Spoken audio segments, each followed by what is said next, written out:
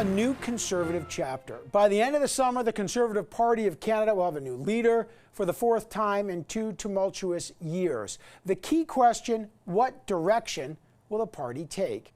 Candice Bergen has been the interim leader since February after the majority of the Conservative caucus voted to remove Aaron O'Toole. But the current leadership race to replace him has been nasty and divisive, with allegations of cheating, fights over membership numbers, and debate over what it means to be a Conservative.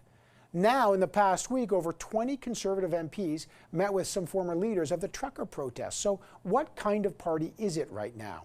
Let's find out. Joining me now, the interim leader of the Conservative Party of Canada, Candice Bergen. Good to see you. Thanks, Evan. Good to see you. There's lots left. I know your mandate ends September 10th. As Parliament rises, the big issue is inflation, 7.7%, the highest it's been in 40 years. The Conservatives have called for suspending the GST tax. Now, that would give consumers relief at the pump. But I did speak to the parliamentary budget officer a few days ago, and he said, look, it wouldn't materially lower the inflation rate. It would help consumers a little, but it wouldn't. What, in your view, in your party's view, would materially lower the inflation rate?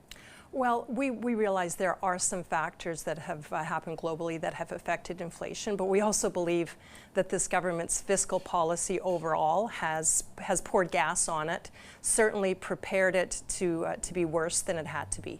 So we believe strongly that spending has to come under control.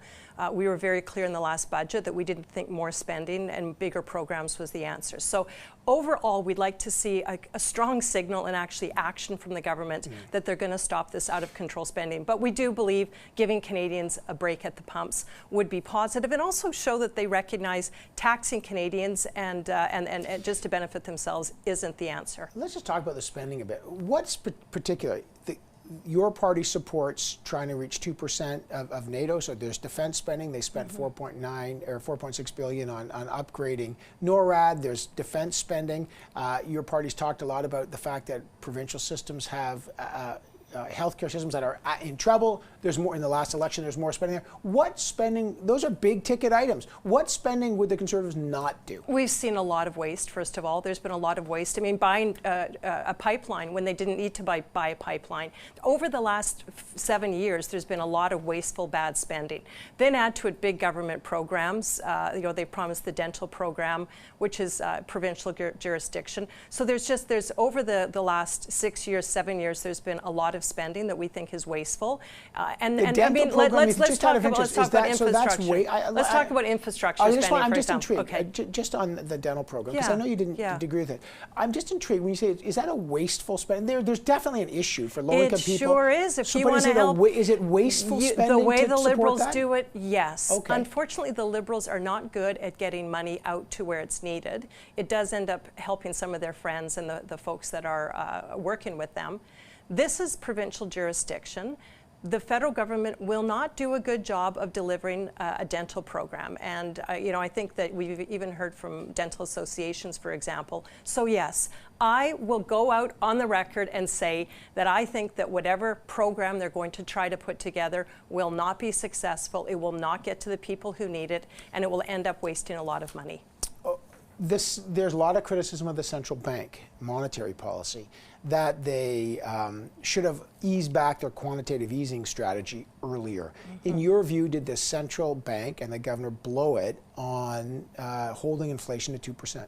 I think there's definitely legitimate criticism of that. That was something that we were talking about back when COVID first hit. Definitely, I think that that's something that is a valid criticism and that governments and opposition should be talking about.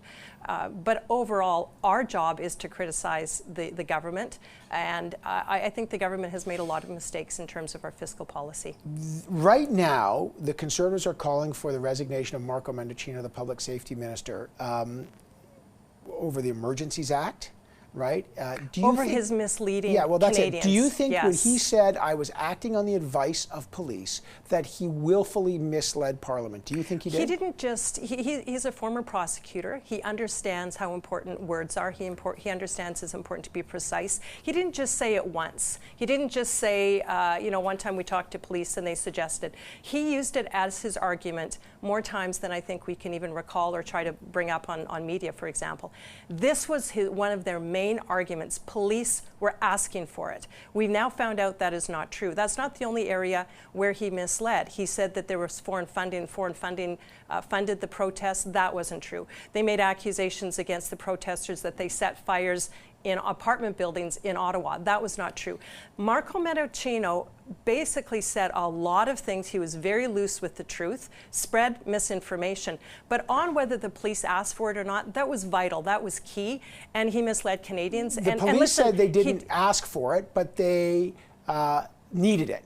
And so I spoke to Steve Bell, and he said he needed it. He said it helped, but he didn't ask for it. But you don't bring the Emergencies Act because it helped. There is a very high threshold for invoking the Emergencies Act on Canadians. We've always said that we did not believe that the government would meet that threshold, and we are seeing now by the fact that they misled Canadians that they probably have not met the threshold. And what he has also done is he has discredited not only the committee work that's happening right now, but there's going to be an inquiry that's happening. That is being discredited when the Minister of Public Safety is so loosely able to change the facts. Let's talk about that, because just in the last week, over 20 members of your party met with one person, James Topp, who was not part of the trucker convoy. I've spoken to him. He's a veteran. He's marched across Canada about mandates. But they also met with a guy named Tom Marazzo, who was a spokesperson, also a veteran, by the way, who I've spoken to. This is a guy that stood in a press conference during the convoy and said he'd like to work in a coalition with your party, the Bloc, the NDP, to try to form a government. He's unelected, so he is essentially supporting that memorandum of understanding. What does it tell Canadians that someone like you were with the truckers, who took pictures, many of your members, and now here we are, 20 members, almost 20% of your caucus is out there essentially saying, as one member said, we're allies, you have their support. What does that tell you? We very much support Canadians who were and still are against the mandatory vaccines. We don't believe that they should be wedged, called names, stigmatized. We don't think they should be set aside. Our job is to listen to Canadians. We don't always have to agree, even with what they're talking about. We don't agree with everything that they want to do. But don't you lend credibility to people who are holding press conferences that are trying to say we want to form a government that would not be democratically elected? Evan, these people obviously did not understand. I don't think any sedition charges were laid, were they? They were not. But it doesn't have to be. But there are lots of charges laid against some of the. But protests. I think this is the misinformation what's misinformation? The people who protested here in Ottawa there were, as you know, hundreds and thousands of them. They were upset. They wanted to be heard. And we as Conservatives believe that they deserve to be heard. And we wanted the Prime Minister to listen to them. I'm just asking because it's true. I was out there. There's lots of Canadians that were here for lots of different reasons. But there are also lots of leadership, some of them who were supported, that actually were organizing, collecting money based on that memorandum of understanding that you know. Let me be very clear. We absolutely 100% support people who did not want mandatory vaccines. We are very much opposed to wedging, dividing, calling them names. Did you support people who parked their truck illegally? I'm just trying to figure out. We absolutely did not support any illegal actions, but we support 100% individuals. We support Canadians who want to be heard by their Prime Minister. Okay, just last question. So you would condemn people who are parking their truck for 3 weeks outside? We told them that they should only protest legally, yes. Okay, I want to talk about the RCMP, the investigation into the worst mass murder in Canadian history. The commission investigating that recently put out notes from Superintendent Campbell, who said he was in a meeting in the days after the horrific shooting. And in his notes, he said that Brenda Lucki, the commissioner of the RCMP, said that she had promised the Prime Minister's office and the Minister of Public Safety that she had said, we need to release the information about the perpetrator's weapon. He said no, it would jeopardize the investigation, and he didn't do it. Do you think that there should be an independent investigation into Brenda Lucki, because the minister has denied he ever said that, the Prime Minister has denied he's ever said that? Who do you believe? Well, this is a pattern with this government. They've interfered in investigations before when it was to their political advantage. So, again, I'm not here to hold Brenda Lucki to account. I'm here to hold the government to account. I believe the superintendent when he says that Brenda Leckie told him and his officers that they needed to relay a certain message because she was obligated or had told the government that she would help them with their political agenda. It's very disturbing, it's concerning, and frankly, I don't believe the government when they say they didn't interfere or they didn't use this. So what needs to happen? Well, you know, we're talking about, and we'd like to see the committee, the House of Commons committee investigate it, look into it. I'm very happy to see that. But I am concerned, Evan. I'm concerned because we've seen the NDP support the Liberals. We've seen the Liberals filibuster. They've done it whether it was the WE scandal, whether it was S&C. Right. So we'll start there. We'll start there and see where it goes. Okay.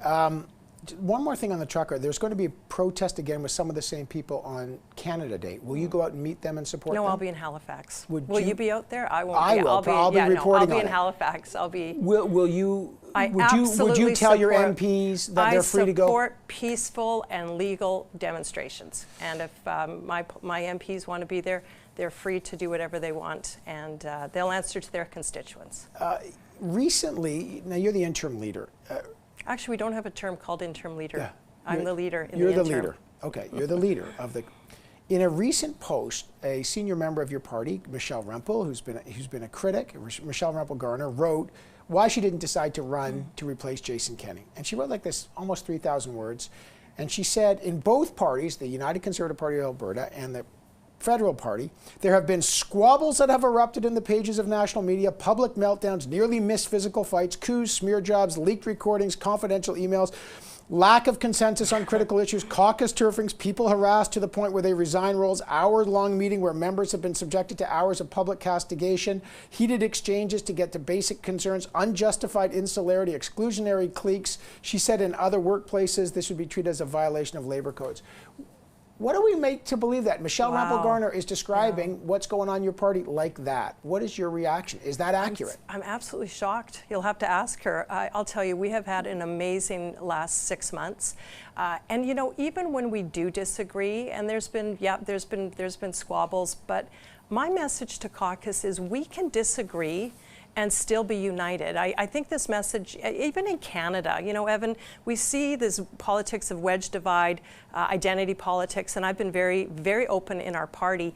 Let's not do that. Let's let each other have different opinions on different issues. And you're going to have to ask Michelle. But so you don't think it's accurate when she says? No, we've had an incredible. Okay, so you don't think we do want to be in government because we want to be. We want to help Canadians. We want to help Canadians. No, I've not experienced that. Okay, so that's not an accurate depiction. It might be hers. It might be her. I cannot speak. Come on, Evan. I'm not going to speak for Michelle.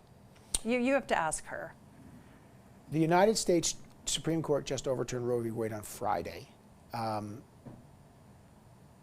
This is a significant moment.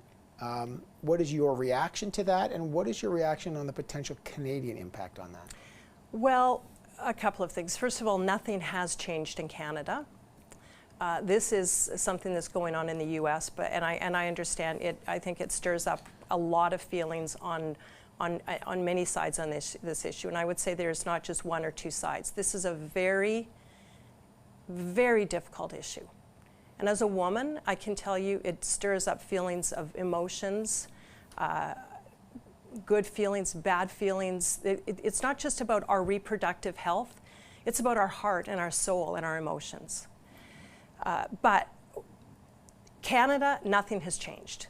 And I will tell you this, under previous leaders, Stephen Harper, every leader I've run under, we have made the commitment that Conservatives would not bring up the abortion issue or change laws.